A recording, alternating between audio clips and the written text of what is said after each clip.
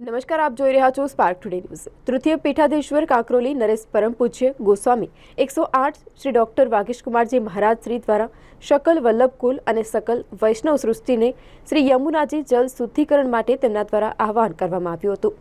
તૃતીય પીઠાધીશ્વર કાંકરોલી નરેશ પરમ પૂજ્ય ગોસ્વામી 108 શ્રી ડોક્ટર વાગીશકુમારજી મહારાજ શ્રી દ્વારા જે શ્રી યમુનાજી જલ શુદ્ધિકરણ જે છે તેમના દ્વારા તેને લઈને આહવાન કરવામાં આવ્યું હતું। કૃષ્ણ વંદે જગદગુરુ। समस्त जगत आज सौथी मोटी पीड़ा थी जो कोई पीड़ातु होय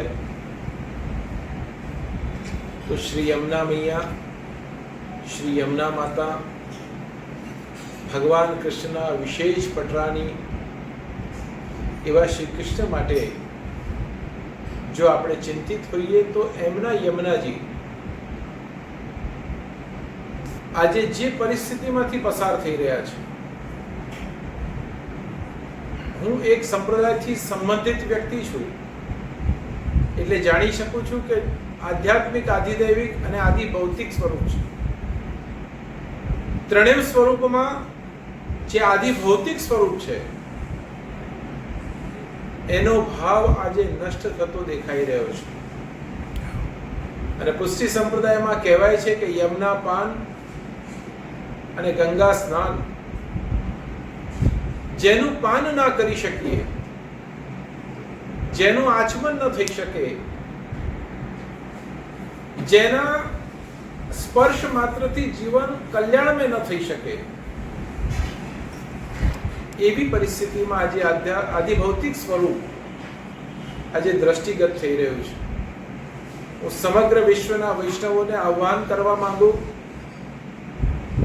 समस्त वल्लभकुलना आचार्यश्रीओने आह्वान करवा मांगू, सनातन हिंदू धर्म और संस्कृति तमाम महानुभावों ने विनंती करवा मांगू कि आ सुंदर और भव्य भगीरथ कार्यनी अंदर आपणे बधा ज आपणुं तन मन और धन लगाड़ीने अने यमुनाजीने शुद्ध करवानो एक प्रयत्न करिए।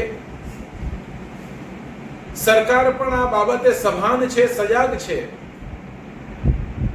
पण कलयुगनो धर्म छे संघे शक्ति कलौ युगे। कलयुगमां संघ शक्तिनुं प्रबल महत्व छे अने એટલા માટે આપણે બધા જ વૈષ્ણવો જે યમુનાજીને સર્વસ્વ માને છે એને સંગઠિત થઈને આ કાર્યની અંદર આપણી જાતને સમર્પિત કરવી પડશે। જરૂર પડે અનેક પગલાઓ લેવા પડશે, જરૂર પડે સરકાર સુધી આપણી ભાષાને અને વિચારધારાને પહોંચાડવી પડશે અને કદાચ જરૂર પડશે તો અન્ય કોઈ વિચારો પણ એની અંદર કરવામાં વૈષ્ણવ પાછી પાની નહીં કરે એવો દ્રઢ સંકલ્પ આપણે કરવો પડશે। ઘણી વખત સરકારના ધ્યાનમાં હોય પણ अन्य એટલા બધા કાર્યોની અંદર એ વ્યસ્ત હોય કે ધ્યાન ના આપી શકે તો માતા જો વેદનામાં હોય તો ધ્યાન અપાવવાનું કામ દીકરાનું છે।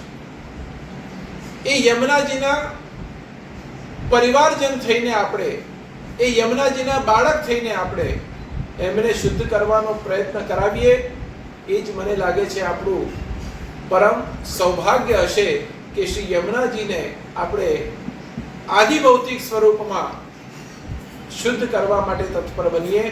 तो पुनः बधाने खूब खूब आह्वान करूं छुं कि आ कार्यनी अंदर तन मन धनथी जोड़ाईने अने यमुनाजीने आपणे शुद्ध करीए अने श्री गोवर्धन धरण, श्री गिरिराजजी प्रभुचरण, श्री द्वारकाधीश प्रभुचरणनी कृपा आपणा बधा पर बनी रहे अने बधा ज व्यक्ति दरेक जीवनमां सफल बने ए ज अभ्यर्थना साथे विनती।